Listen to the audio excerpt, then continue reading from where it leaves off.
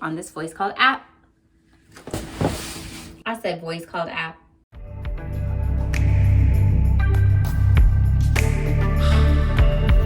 You think my life is perfect? Hey guys, long time no see. It's good to be back. Good to talk about my inner feelings again. And I'm gonna be honest with you. I'm going through a little bit of a mermaid phase. We got the red hair, we got the seashells.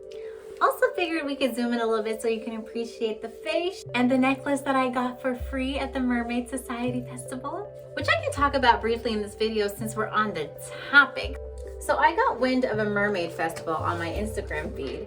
Now that we know that the real life Ariel is going to be a black mermaid, I figured, one, I'm gonna go represent. Two, I just wanted to see what it's all about because it looked like there was gonna be some parade, there's gonna be a market, some local artists. I want to support like small businesses. So we went there and it exceeded my expectation. And I actually went in there with like quite low expectations because usually when I get advertisements like that on my Instagram, I'm just like, okay, y'all, this may or may not be a buzz. This may or may not be worth my time. And it was a good drive away. It wasn't just down the street. So I'm so happy that we went, and I'm so happy that for putting on the costume and going out there and doing a little dance and walking around feeling confident and cute. And you know, just especially with it being my first time. Now mind you, I didn't have this beautiful makeup that you see on the face right now, which was very impromptu, I have to say. We had a blast, you know. I got several mothers as I was walking by, like stopped and told their kids to look at me like, oh, she's a mermaid, look at her. And I'm just like, okay, do I stop and say something, or do I like keep walking and allow them to absorb me in their space, but like move on, like move past? So it was a good, interesting, and it was a fun time. But back to my voicey. Actually, I have something to say about the V word. Let's get something straight here. I don't know the fine line details. I also don't care. All I know is there was an app that a lot of us downloaded in the year 2020, the worst year to fucking date in my lifetime, or at least in my life experience. So don't type at me. If you visited my YouTube channel before, and if you're on my YouTube channel right now watching this video, you'll know that a lot of the reason why I was even confident enough to start a YouTube channel is because of the art that I was able to create on this voice called app. I said voice called app. I was gonna say the apply. On this app called Voicey. It's almost been entwined with my brand, which is one of the reasons why I was so upset when I heard that Snapchat's just gonna let it dwindle away. Like, shut it down without any regard for the hundreds of thousands of users who use it, sometimes daily, as a therapeutic release, especially since a lot of us can't afford mental health services. Anyway, that's all I wanted to say about Voicey, but this is yet another song that I was able to create on the app. Now, this is actually a song that I put out along with my first Voicey EP, which was called Nova Knows. Now, I have already talked about this before. That was in an IG series.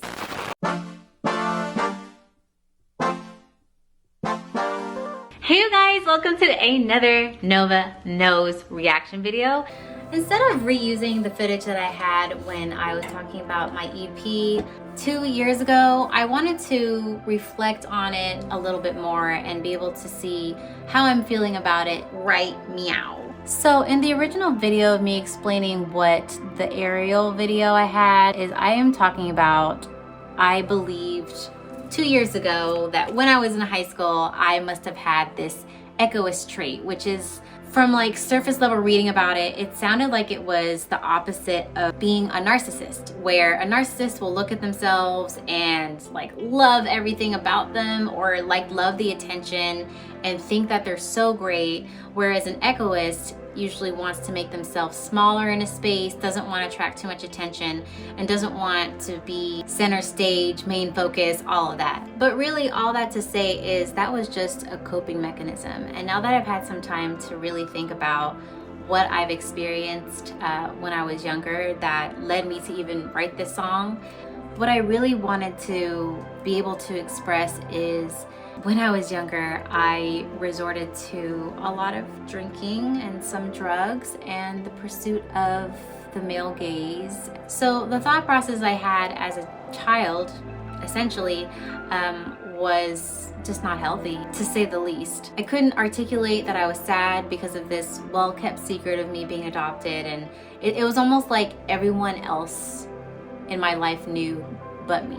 And it was just a lot to think about. I think I suppressed a lot of those feelings, those thoughts. So when I say, if you ask me, I'm ready, that can be up in the air what really I meant by that. It could be I'm ready to seek help, I'm ready to do the work and what it takes to get over some of the questions that are just going to be left unanswered, like practicing radical acceptance. I just knew I wanted to feel good, and I didn't have the coping mechanisms and healthy tools to get there and to get on a path that led to success and led to a feeling of wholeness and happiness. So the lyrics is, if you ask me, I'm ready. I've always been afraid of speaking, just like a mermaid. She lost her voice in the beginning. Instead of chasing dreams, she put her faith in another human being. Yeah, that sounds a lot like me. I'm always late to the dinner, but at least I have showed up. If you ask me, I'm ready. If you ask me, I'm ready. And I've only lately come to understand that the sex and the drugs, the guys, was just my body to feel good, because I felt so many negative emotions. So when I was coming out of high school into college, I did put male figures, if not just one male figure, and holding the male gaze as a priority. This was definitely evident when I actually moved from one university to another for a partner that I was involved with, and it didn't end well. So it was like I put any dreams, personal growth, academic career on the back burner. And I did that again and again and again until recently I've just been bursting with ideas, following my own dreams, and finally having a voice. And I know I switched up on y'all. I had to do it. I had to come back, revisit this video. It's been about a month, and I wanted to tie this all up in a nice, pretty bow. So now that I am an adopted child turned adult, it's now time to realize that there's some life lessons learned from how I behaved when I was younger and how I present myself now.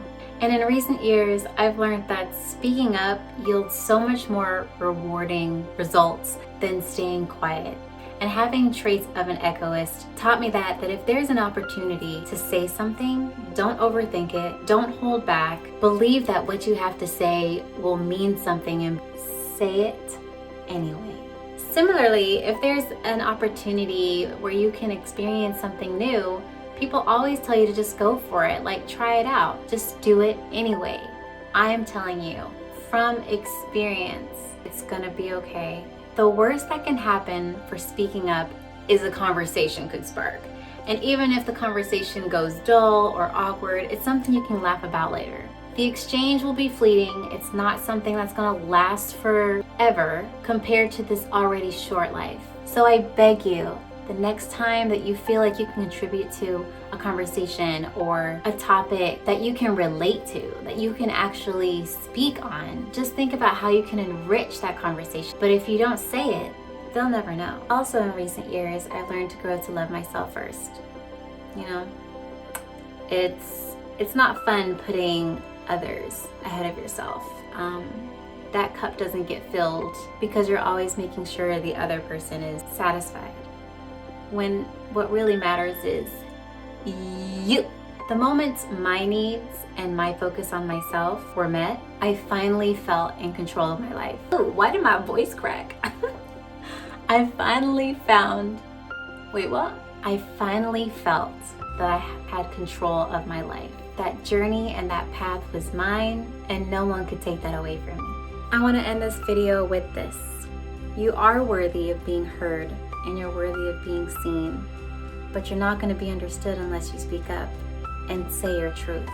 You know, kind of like that saying, closed mouths don't get fed. If you're someone like me who always feels misunderstood, well, how can you even be heard and understood if you don't say what you need to say, if you don't say what you need to say? If y'all got this far in the video, thank you so much for watching. If you can relate in any way, please consider subscribing to my channel, giving this video a like for me. So I'll leave y'all to it. Go be seen and heard. Bye! I'm a beast. I put my haters to sleep. Check my track record. Peasants can't touch the queen. Rest in peace. You keep a hater to be. I'm a better mother. Y'all can mess with the lady.